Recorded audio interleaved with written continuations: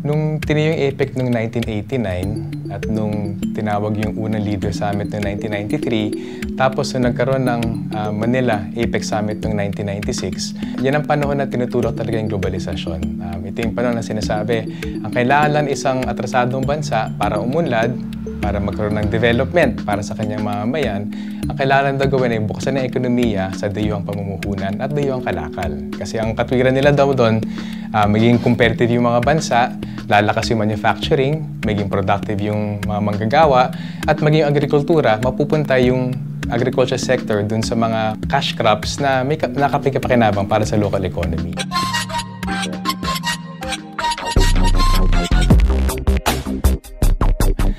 Ngayon, 1996 yun, nasa 2015 na tayo. Ang katotohanan, bumagsak ang ating manufacturing sa pinakamaliit sa nakaraang 5 dekada. Bumagsak ang ating agrikultura sa pinakamaliit na bahagi ng ekonomiya sa kasaysayan ng bansa.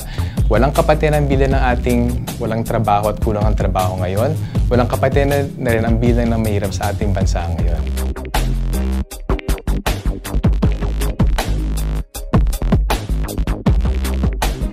Sinabi maging competitive ang ating agrikultura kung magka-competition mula sa murang agriculture products mula sa ibang bansa. Hindi yun nangyari. Ang nangyayari ngayon, record na yung ating pag-import ng bigas, ng munggo, ng bawang, maging ng mani, baka, manok, bumagsak ang ating food security. Lahat ng ating mga pagkain ngayon na produce sa Pilipinas, ini-import natin yan sa walang kapantay talaga na quantities kumpara sa mga nakarang taon.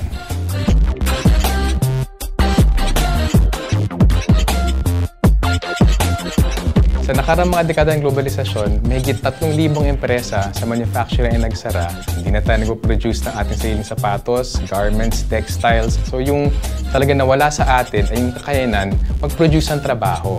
Bago tayo makapagbili ng amang produkto, kailangan may pambili tayo.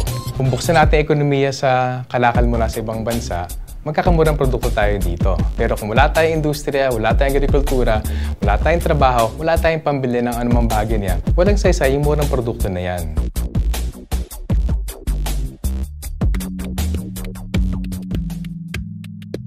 Sinasabi nilang building inclusive economies ay actually pagbibuild ng mga ekonomiya na makikinabang ang malaking kumpanya dun sa lakas paggawa, sa hilaw ng materyales at maging sa mga merkado ng mga maliit na bansa at mahihinang bansa tulad ng Pilipinas.